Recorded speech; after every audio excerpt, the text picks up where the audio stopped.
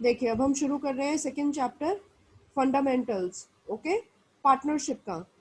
Partnership आपने पढ़ा था +1 में कि अगर हम प्राइवेट फर्म शुरू करते हैं तो मिनिमम 2 मेंबर्स होते हैं, है ना। तो अब पार्टनरशिप एक्ट 1932, अगर हम प्रैक्टिकल अप्रोच देखें इसकी तो क्या कहता है, देखिए यहाँ पे लिखा हुआ है, according to Indian partnership act 1932 there is no compulsion for the partnership firm to register.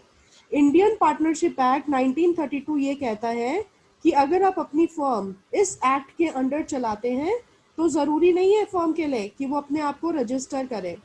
If partners decide to carry on operations of the firm without registration, in that case, none of the partners can levy case against the firm and even on each other due to any negligence। लेकिन उसके consequences क्या होंगे, आपने register नहीं करवाया, आपके साथ अगर कुछ भी धोखाधड़ी हो जाती है तो आप किसी के अगेंस्ट केस नहीं कर सकते, ना तो फर्म के अगेंस्ट आप एलिगेशन लगा सकते हैं और ना ही किसी पार्टनर को कोई एलिगेशन लगा सकते हैं कि इसने तो ऐसे कहा था और अब ये अपनी बात से मुकर रहा है। तो ये आपको भुगतना होगा अगर आप अपनी फर्म को रजिस्टर नहीं करवाते। लेकिन पार्टनरशिप एक्ट ने आपको ये टोटली पार्टनर्स के ऊपर छोड़ा हुआ है कि क्या वो इसे रजिस्टर करवाएंगे या नहीं करवाएंगे। So it is always preferable if the firm gets registered. Benefit तो तभी रहता है अगर फर्म उसे रजिस्टर करवा ले। एक बार इंडियन पार्टनरशिप एक्ट 1932 में फर्म रजिस्टर हो जाए उसके बाद डीड बनाना जरूरी हो जाता है। ये आपने +1 में पढ़ा होगा, पार्टनरशिप डीड। पार्टनरशिप डीड एक ऐसा डॉक्यूमेंट है जिसमें आप सारी डिटेल लिखते हैं पार्टनर्स की, personal as well as professional. Personal detail में उनका name, address, age, qualification, experience, उनका house number, contact number, email IDs, ये सब आएगा। और प्रोफेशनल के अंदर कि किस बेसिस पर उन्होंने पार्टनरशिप शुरू की है, किस पार्टनर ने कितनी कैपिटल लगाई है, और अगर इतनी कैपिटल लगाई है उन्हें कितना इंटरेस्ट ऑन कैपिटल मिलना चाहिए, किस किस पार्टनर को सैलरी मिलनी चाहिए, किसको कमीशन मिलना चाहिए, और प्रॉफिट शेयरिंग रेशो उनकी क्या रहेगी, आप ये सब मेंशन करेंगे। अगर मान लीजिए जब आप प्रॉफिट डिस्ट्रीब्यूट करने वाले हैं कोई चीज़ भूल जाते हैं तो अगर डीड में वो मेंशन है कि ये पार्टनर को मिलनी चाहिए, वो क्लेम कर सकता है फर्म के अगेंस्ट, केस कर सकता है। वो इस बात का दावा कर सकता है कि देखो डीड के अंदर तो ऐसा लिखा था और मुझे ये सब नहीं दिया गया, तो इसका मतलब उसे उसका बेनिफिट होगा।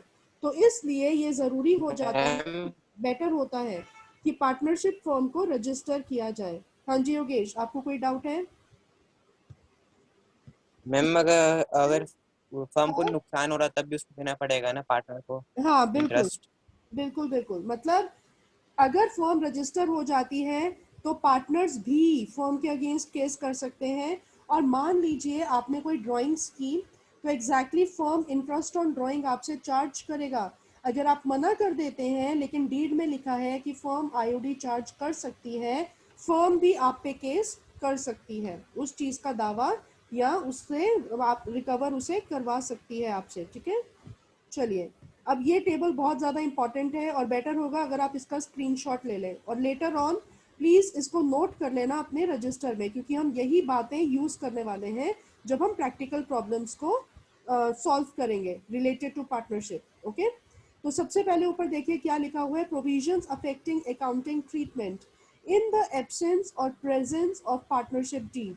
अगर आप पार्टनरशिप डीड बनाते हैं तो क्या होगा, और अगर आप पार्टनरशिप डीड नहीं बनाते हैं तो क्या होगा। बेटे पार्टनरशिप डीड एक रिटन डॉक्यूमेंट है, इसका मतलब जब आप वो डॉक्यूमेंट बनाएंगे उसके ऊपर फर्म की स्टैंप लगेगी, रजिस्ट्रार की स्टैंप लगेगी, क्योंकि आपने फर्म को रजिस्टर करवा रखा है, वो लीगल हो जाएगा।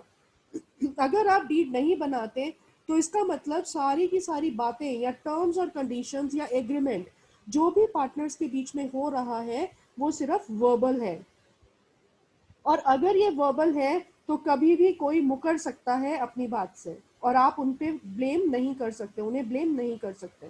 ठीक है, तो चलिए अब हम देखते हैं यूजुअली क्या होता है कि जब हम प्रॉफिट कमाते हैं तो साल के अंत में ये जो नेम्स ऑफ प्रोविजन दे रखे हैं ना, ये सब चीजें देते हैं पार्टनर्स को, या उनसे कुछ कुछ चार्ज कर लेते हैं, इनमें से कुछ चार्ज भी है।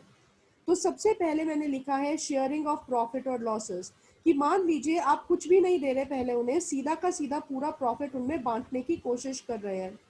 अगर पार्टनरशिप डीड है तो जैसा पार्टनरशिप डीड में लिखा है आप वैसे उन प्रॉफिट्स को बांट देंगे। यानी कि अगर उनकी रेशो लिख रखी है कि मान लीजिए 3 पार्टनर हैं हमारे ए बी और सी, और उनके अंदर जो प्रॉफिट है 2:1:1 में डिस्ट्रीब्यूट होना चाहिए, तो आप करेंगे, ठीक है, आप उसे करेंगे।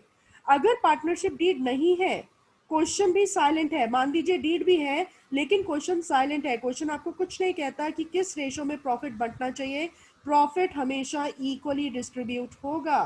अगर 2 पार्टनर है हाफ ऑफ बांट दो, अगर 3 पार्टनर है 1/3 बांट दो हर किसी पार्टनर को, अगर 4 है तो 1/4। क्लियर हो गया? बताइए। Yes ma'am. अगला है interest on capital. Interest on capital, इसका मतलब ये इंटरेस्ट दिया जाता है कैपिटल अमाउंट पे। कैपिटल आपने +1 में पढ़ा होगा, कैपिटल वो अमाउंट होता है जो हर पार्टनर इन्वेस्ट करता है बिजनेस में। तो जिस पार्टनर ने जितना जितना इन्वेस्ट किया है उसके हिसाब से उन्हें इंटरेस्ट मिल जाएगा। अगर पार्टनरशिप डीड है तो जैसा डीड में लिखा है उसके हिसाब से आप उन्हें इंटरेस्ट ऑन कैपिटल दे देंगे। लेकिन अगर डीड ना हुई, भले ही मान लीजिए एक पार्टनर है उसने ज़्यादा कंट्रीब्यूट किया हुआ है, वो इंटरेस्ट ऑन कैपिटल क्लेम नहीं कर सकता। ओके, अगर डीड नहीं है। मैं एग्जांपल देती हूँ, मान लीजिए ए और बी 2 पार्टनर हैं। ए ने 10 लाख रुपए लगाए और बी ने 6 लाख रुपए। अब अगर मान लो डीड उनके बीच में नहीं है, उन्होंने कोई रिटर्न एग्रीमेंट नहीं किया, अब जब प्रॉफिट बांटने की बारी आई तो ए बोलता है भाई देख मैंने तो ज्यादा प्रॉफिट लगाया है, कैपिटल लगाया है, और तूने कैपिटल कम लगाया है, तो मुझे प्रॉफिट का हिस्सा भी ज्यादा मिलना चाहिए और ऊपर से इंटरेस्ट ऑन कैपिटल भी ज्यादा मिलना चाहिए। वो किस ये दोनों चीजें क्लेम नहीं कर सकता क्योंकि पार्टनरशिप डीड नहीं है। बात समझ में आई? बताइए। यस क्लियर हो मैम। गया? Yes ma'am. चलिए, अगला है इंटरेस्ट ऑन ड्राइंग्स। आपको पता है ड्राइंग्स का मतलब क्या होता है? ड्राइंग्स का मतलब होता है कि जो पैसा उन्होंने फर्म के लिए लगाया, अगर उस पैसे में से वो कुछ विड्रॉ करा लेते हैं, कुछ बाहर निकाल लेते हैं बिजनेस में से, उसे ड्राइंग बोला जाता है। जितनी देर तक वो पैसा बाहर रहेगा, फर्म इंटरेस्ट मांग सकती है उस ड्राइंग्स वाली अमाउंट पे, ठीक है ना। अब की बार क्या हो रहा है, फर्म पार्टनर से मांग रही है, इसका मतलब इंटरेस्ट ऑन ड्राइंग पार्टनर के लिए चार्ज हुआ। चार्ज का मतलब क्या होता है, जब हम चार्ज वर्ड यूज करते हैं ना, इसका मतलब क्या हुआ कि भले ही फर्म नुकसान में है या भले ही फर्म मतलब प्रॉफिट में है, मुनाफे में है, इंटरेस्ट ऑन ड्राइंग पार्टनर को देना ही पड़ेगा, वो मना नहीं कर सकता, ठीक है। लेकिन अगर डीड है तो फर्म पूरे हक से अपना आईओडी मांग सकती है। फर्म कह सकती है देख भाई डीड में इतना लिखा हुआ है तो इतना परसेंट तो तेरे को आईओडी अपनी ड्राइंग्स पे देना ही पड़ेगा, पार्टनर मना नहीं कर सकता। लेकिन अगर पार्टनरशिप डीड नहीं है, फर्म आईओडी को चार्ज नहीं कर सकती। फर्म पार्टनर्स को ये नहीं कह सकती कि हाँ भाई मुझे आईओडी दो, क्योंकि डीड ही नहीं है। बात समझ में आई? बताइए। Yes ma'am. चलिए, अगला है इंटरेस्ट ऑन लोन। अब सबसे पहले आप ये समझेंगे लोन होता क्या है। लोन का मतलब है किसी को पैसा देना। अब मान लीजिए कि ए और बी 2 पार्टनर थे। ए ने पैसा लगाया 10 लाख, बी ने लगाया 6 लाख, टोटल हो गया 16 लाख कैपिटल फर्म के पास। जब आपने फर्म शुरू की आपको लगा भाई 16 लाख तो बहुत ही कम है, फर्म को 4 लाख रुपए और चाहिए। अगर ए के पास एक्स्ट्रा मनी है तो वो कह सकता है कि हाँ कोई प्रॉब्लम नहीं है, मैं 4 लाख रुपए फर्म को दे देता हूँ, लेकिन एज अ लोन दूंगा। इसका मतलब ए कब हेल्प कर रहा है फर्म की, जब फर्म को बहुत ज्यादा जरूरत है पैसे की। तो ये फर्म की रिस्पॉन्सिबिलिटी बन जाती है कि इससे पहले फर्म कोई और बेनिफिट दे प्रॉफिट में से किसी भी पार्टनर को, सबसे पहले फर्म को इंटरेस्ट ऑन लोन देना पड़ेगा। सबसे पहले आईओसी से भी पहले, आईओडी से भी पहले, शेयर ऑफ प्रॉफिट, हर चीज से पहले सबसे पहले टर्न इंटरेस्ट ऑन लोन की आएगी। बात समझ में आई? बताइए।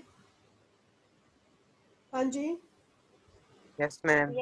ओके, अब एक बात है इंटरेस्ट ऑन लोन। अगर आपके पास डीड है तो जितना आपकी डीड में लिखा है फर्म मतलब उतना इंटरेस्ट ऑन लोन पार्टनर को देगी। लेकिन अगर डीड नहीं है, रिटर्न एग्रीमेंट, फिर भी फर्म को 6% पर एनम लोन अमाउंट पे लगाकर जितना इंटरेस्ट बनता है देना ही पड़ेगा। फर्म मना नहीं कर सकती भले ही डीड नहीं है, क्योंकि उस पार्टनर ने फर्म की तब हेल्प की थी जब फर्म को सबसे ज्यादा पैसे की जरूरत थी। बात समझ में आई? हाँ जी फिर से बता दो एक बार फिर। yes, बेटे, इंटरेस्ट ऑन लोन, सबसे पहले मैंने लोन का मतलब समझाया। लोन का मतलब क्या है? एक पार्टनर जो है वो फर्म को हेल्प कर रहा है पैसे देने में, एक्स्ट्रा मनी, ओके। लेकिन जब वो पैसे दे रहा है तो वो उसे कैपिटल की फॉर्म में नहीं दे रहा। वो ये नहीं कह रहा कि हाँ, जैसे अभी मैंने आपको एग्जांपल दिया था ए और बी का, कि ए ने 10 लाख लगाए, बी ने 6 लाख, टोटल कैपिटल फर्म के पास 16 लाख थी। जब फर्म ने अपना काम शुरू किया उसे 16 लाख रुपए बहुत ही कम लगे। फर्म कह रही है कि हाँ भाई, मेरे को तो 4 लाख रुपए और चाहिए, कमी आ रही है पैसे की, है ना। अब ए कहता है कि हाँ भाई, मेरे पास एक्सेस मनी है, मैं 4 लाख रुपए फर्म को दे सकता हूँ। लेकिन वो ये नहीं कह रहा कि जब मैं 4 लाख रुपए फर्म को दूंगा तो मेरी कैपिटल 16 लाख से 20 लाख बना देना, ऐसे नहीं बोल रहा। वो क्या बोल रहा है ए, कि भाई मैं दे तो दूंगा 4 लाख रुपए, फर्म का जो नीड है, फाइनेंशियल नीड, वो पूरा हो जाएगा, लेकिन ये 4 लाख मैं लोन के तौर पर दूंगा। यानी कि जितनी देर फर्म उस पैसे को अपने पास रखेगी, मुझे इंटरेस्ट देना पड़ेगा फर्म को उस लोन अमाउंट पे। बात समझ में आई? मैम लाइक बैंक से लोन लेते इंटरेस्ट रखते हैं। हाँ, क्या कह रहे हो योगेश? हम जब बैंक से लोन लेते हैं एज कॉमन तब भी हाँ इंटरेस्ट लगता बिल्कुल, है वैसे जैसे ही सेम। बैंक, जैसे बिल्कुल सही कह रहे हो आप। जैसे बैंक से लोन लेते हैं, बैंक से लोन ना लेकर फर्म ने क्या किया, पार्टनर से ही लोन ले लिया, ठीक है। अगर आपके पास डीड है तो डीड में जितना इंटरेस्ट लिखा हुआ है उतने परसेंट इंटरेस्ट आपको देना पड़ेगा। लेकिन अगर डीड नहीं है तो भी फर्म को 6% पर एनम, ये मिनिमम स्लैब है आईओएल की, आईओएल बोलते हैं इसको शॉर्ट में, आईओएल की मिनिमम स्लैब है 6% पर एनम, देना ही पड़ेगा भले ही डीड है या नहीं है। बात समझ में आई? हाँ जी। Yes ma'am. Yes, अगर मान लीजिए क्वेश्चन साइलेंट है, क्वेश्चन सिर्फ आपको ये बता रहा है कि किसी पार्टनर ने लोन दिया फर्म को, लेकिन क्वेश्चन ये बिल्कुल भी, डीड है, लेकिन क्वेश्चन ये बिल्कुल भी नहीं बता रहा कि कितना इंटरेस्ट मिलना चाहिए पार्टनर को उस लोन अमाउंट पे, तो 6% तो मिलेगा ही मिलेगा, भले ही क्वेश्चन में लिखा है या नहीं लिखा है। अगर लिखा है फिर तो उतना दे दो, अगर नहीं लिखा है तो 6% तो आप दोगे ही दोगे, और सबसे पहले प्रॉफिट में से इंटरेस्ट ऑन लोन ही दोगे, उसके बाद बाकी चीजों की टर्न आएगी, ये बात याद रखना। अगला है सैलरी और कमीशन। आपने +1 में पढ़ा होगा कि कुछ पार्टनर्स स्लीपिंग पार्टनर होते हैं, कुछ होते हैं वर्किंग पार्टनर्स, कुछ नॉन वर्किंग पार्टनर्स भी होते हैं। जो वर्किंग पार्टनर होंगे ना, वो हमेशा सैलरी और कमीशन मांगेंगे। वो कहेंगे भाई काम तो सारा मैंने किया है ना, तो मुझे सैलरी दी जाए। अगर डीड होगी, आपने डीड बनाई है, रिटर्न एग्रीमेंट बनाया है, जितनी सैलरी उसमें लिखी हुई है दे दो, ठीक है, आप मना, फर्म मना नहीं कर सकती। लेकिन अगर डीड नहीं है, भले ही मान लो सारा काम एक पार्टनर ने किया है, वो सैलरी क्लेम नहीं कर सकता। मान लीजिए ए और बी दो पार्टनर हैं, सारा का सारा पैसा, बी बहुत गरीब फैमिली से है, ए बहुत रिच फैमिली से है। ए ने सारा पैसा लगाया, यानी कि कैपिटल पूरा ए ने लगाया, ठीक है। और बी जो है, और वो घर में जाके बैठ गया ए ना, क्योंकि उसे बी पे पूरा विश्वास है, उसने बी जो पार्टनर सेलेक्ट किया है बी, उसमें इतना ज्यादा, वो काफी पढ़ा लिखा है और काफी स्किल्स है उसके अंदर कि वो हर काम हैंडल कर सकता है, ठीक है। उसने बी को बोला कि सारा फर्म का काम तू करेगा, पैसा मैंने लगा दिया, ठीक है। अब बी अब वर्किंग पार्टनर है और ए नॉन वर्किंग पार्टनर है। अब अगर प्रॉफिट डिस्ट्रीब्यूशन की बात आ जाए और एग्रीमेंट ना हो उनके बीच में, बी ये नहीं कह सकता कि मैंने सारा काम किया है, तूने तो क्या किया, तूने तो सिर्फ पैसा लगाया था, लेकिन तेरे पैसे को बढ़ाने का काम तो मैंने किया है, मेरी वजह से प्रॉफिट हुआ है, तो मुझे सैलरी दे। He cannot claim for salary if deed is not there. हाँ, अगर डीड है, दोनों के बीच में रिटर्न एग्रीमेंट है, तो जितनी सैलरी उस डीड के अंदर लिखी होगी, बी को, फर्म को देनी ही पड़ेगी प्रॉफिट में से। बात समझ में आई? बताइए, मैम यस मैम। सबको क्लियर हो गया यहाँ तक? Yes, यस प्लीज इस टेबल का मैम। स्क्रीनशॉट ले लीजिए, स्क्रीनशॉट ले लीजिए। मैम मैंने यस आपको ये बोला कि अगर न्यू पार्टनर फर्म में आना चाहता है वो तब ही आ सकता है अगर मान लीजिए 2 पार्टनर ऑलरेडी थे फर्म में और वो बहुत ज़्यादा ट्रबल फेस कर रहे हैं, वो सोच रहे हैं कि नहीं मैन पावर कम है, एक आदमी और होना चाहिए हमारी फर्म में काम करने के लिए। जब तक दोनों पार्टनर एग्री नहीं कर जाते, नया पार्टनर एडमिट नहीं हो सकता, किसी भी कंडीशन पे नहीं। लेकिन एक और केस है, मान लीजिए कि हमारी जो फर्म है वो एक पर्टिकुलर ऑर्गेनाइजेशन से मटेरियल खरीदना चाहती है। ए बोलता है कि ए लिमिटेड से खरीदना चाहिए, बी बोलता है कि नहीं सी लिमिटेड से खरीदना चाहिए।